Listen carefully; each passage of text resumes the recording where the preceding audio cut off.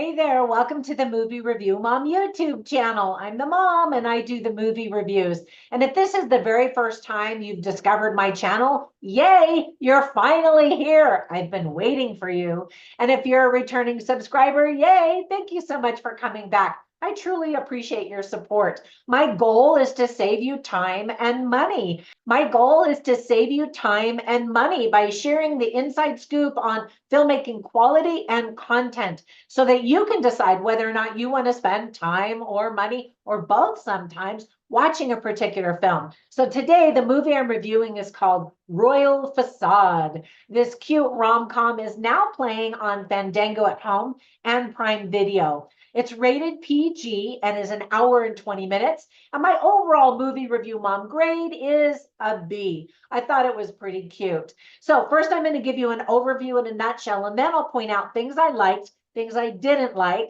tips for parents, themes worth talking about, funny lines, interesting lines, and recommendations for other films that are sort of similar that you might also really like if you like this one, or vice versa. If you like those other ones, then you might like this one. All right, so you ready to dive in? Me too. All right, so in a nutshell, the story is about Princess Avali, who flees her coronation to escape her royal duties. She chooses to go to a small town in Utah to visit an old friend, hoping that she won't be recognized. It just so happens that a celebrity who looks just like one of the locals is also in town, causing a comedic mix-up and a little romance. The rom-com was written and directed by Paul Cartwright. He also plays Miles Cantor in the film. So here's some quick tips for parents. This fun flick is family friendly. Say that 10 times fast.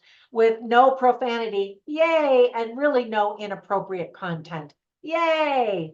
Some of the themes that are illustrated really well are royalty, duty, family, anxiety, responsibility, and a little romance.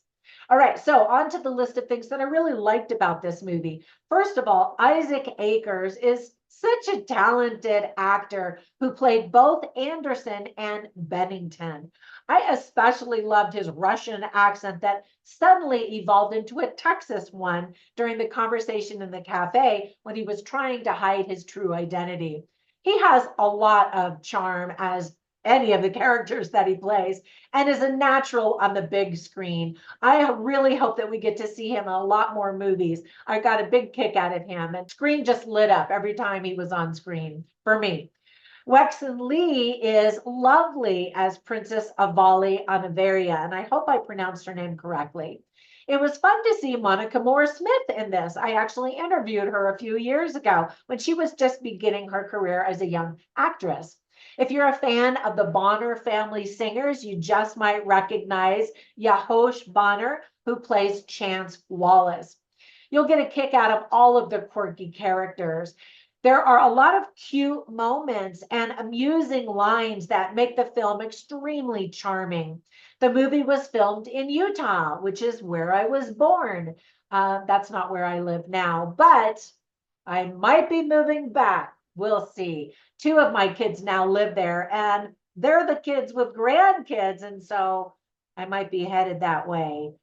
We'll see. I'll keep you posted. Anyway, enjoy those beautiful mountains and small town quaint feeling that Utah has. So on to the list of things that whoops, I think I banged my microphone. Sorry about that.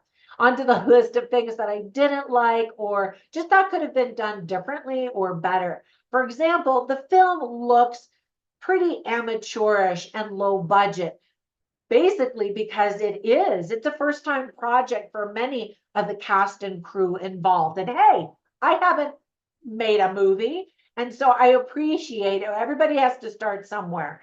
And so I thought that there was a lot of good in the movie, but it also could have been even better with a little bit more time rehearsing, editing, and some things like that. So many of the camera angles are not good, especially during close-up shots. And there's a moment at the end of the movie, for example, when the extras run past the leads and they're all woo, and then they're supposed to be off camera when they stop. But the wide angle that was used shows all of the extras running, woo, and then they stop and then they keep walking. And we're not supposed to see that. So part of that is an editing mistake. And again, part of it is just learning how to do all of these things. And I'm not a cinematographer or, anything like that. And so I appreciate the effort. I truly do. So I hope that this cast and crew doesn't think I'm bashing the film, because I'm not. There's a lot that's good there. I guess after being a film critic for so many years, those little things catch my attention. And so, for what that's worth.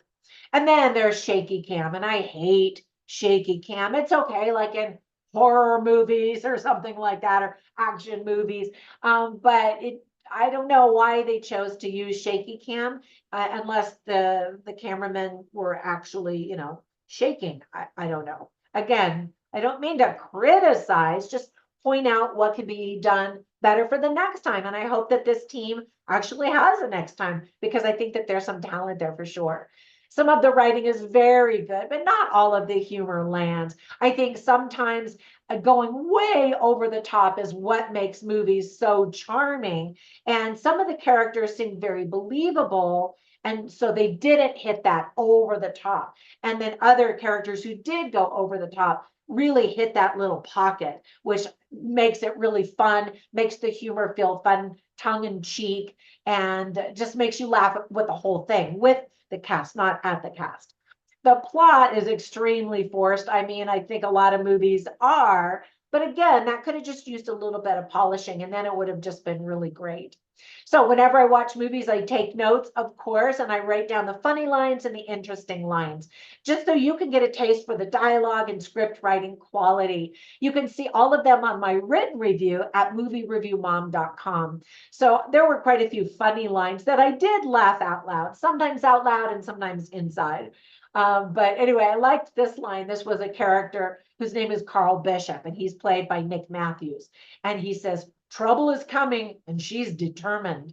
And I just thought that that was funny, because he was talking literally about a woman, not this, poetic way of describing trouble as a female.